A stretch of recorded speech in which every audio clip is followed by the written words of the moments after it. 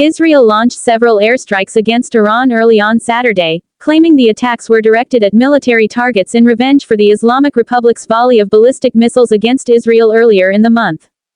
Tehran, the capital of Iran, was the site of audible explosions, although the Islamic Republic said that the damage was limited. At a time of escalating violence throughout the Middle East, where Iranian-backed militant groups, such as Hamas in Gaza and Hezbollah in Lebanon, are already at war with Israel, the attack runs the risk of bringing the archenemies closer to full-scale conflict. Israel's military launched an open attack on Iran on Saturday for the first time. Since the 1980s, Iran has not been subjected to a constant onslaught of fire from a foreign adversary since the war with Iraq. The Israeli military claims that the operation, which lasted for hours and finished just before dawn in Tehran, targeted missile manufacturing facilities used to produce the missiles that Iran fired at the state of Israel over the last year. Additionally, it claimed to have struck additional Iranian aerial capabilities and surface-to-air missile installations. Israel did not provide a preliminary damage estimate. At first, Israel's reaction to Iran's October 1 attack was thought to target nuclear facilities and oil sites. However, in mid-October, the Biden administration obtained assurances from Israel that it would not strike these targets, which would constitute a more serious escalation. Israeli military spokesperson Rear Admiral Daniel Hagari said in a pre-recorded video statement early Saturday that, since October 7, the regime in Iran and its proxies in the region have been relentlessly attacking Israel, including direct attacks from Iranian soil. The state of Israel has the right and the obligation to respond, just like any other sovereign nation in the world. Without providing further details, Iran's military claimed that the strikes caused limited damage and targeted military bases in the provinces of Elam, Khuzestan, and Tehran. The midnight strikes should put an end to Israel and Iran's direct firefight, the United States cautioned, warning against more reprisal.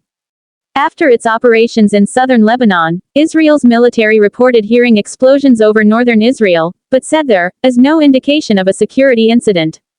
Iran minimizes the strike by Israel.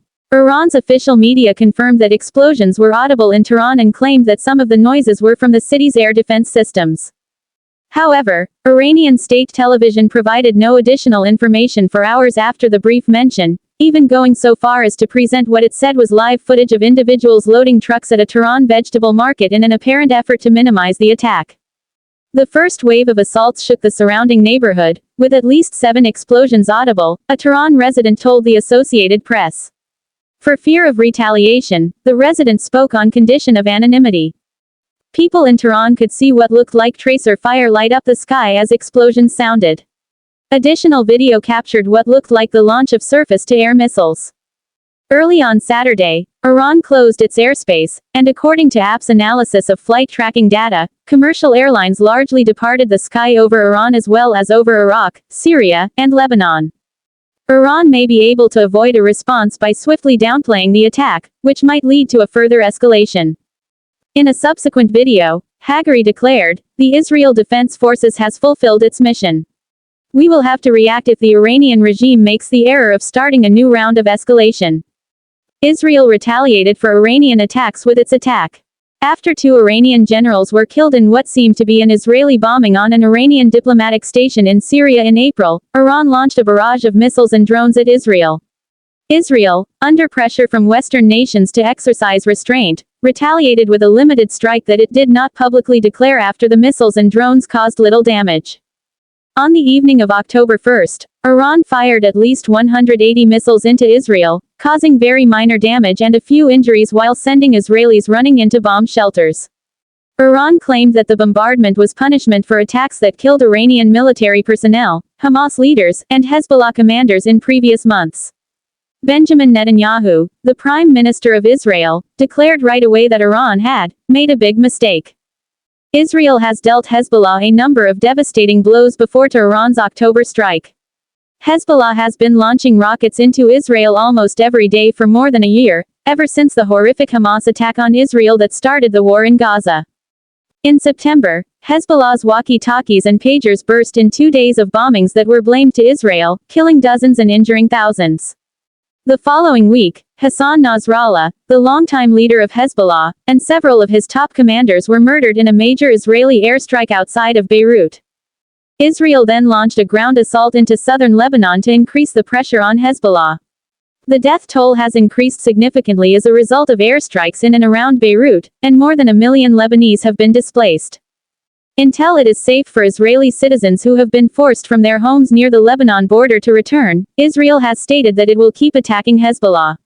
Until there is a ceasefire in Gaza, Hezbollah has threatened to continue launching missiles into Israel. The United States cautions against reprisals. The White House warned Tehran of consequences if it retaliates, but said that Israel's attacks on Iran should put an end to the direct firefight between the two adversaries. According to a senior White House official, other partners agreed with the administration that the Israeli operation should close out direct military contact between Israel and Iran. The person emphasized that the U.S. was not involved in the strike and claimed that U.S. President Joe Biden was kept informed during Israel's operation.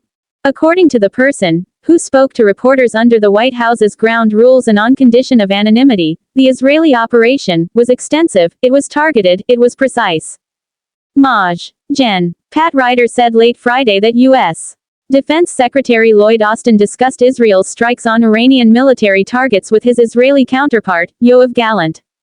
Although Washington was committed to keeping the war from spreading, Austin reaffirmed that the United States was dedicated to the security of its friend and that Israel had the right to self-defense, according to a statement from the Pentagon press secretary.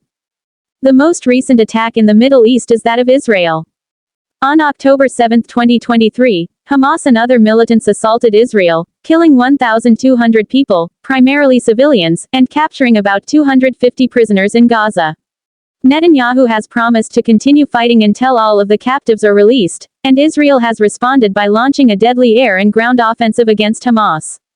There are about 100 left, and about one-third are thought to be dead. Local health officials believe that over 42,000 Palestinians have been killed in Gaza. They do not distinguish between civilians and combatants, but they say that women and children make up more than half of the dead. Since the Islamic Revolution of 1979, Israel and Iran have been fierce enemies. Given its leaders' demands for Israel's destruction, their backing of militant anti-Israel organizations, and its nuclear program, Israel views Iran as its worst threat. Top Iranian nuclear scientists have been slain in a suspected Israeli assassination campaign during their years-long shadow war, and mystery strikes attributed to Israel have hacked or destroyed Iranian nuclear installations.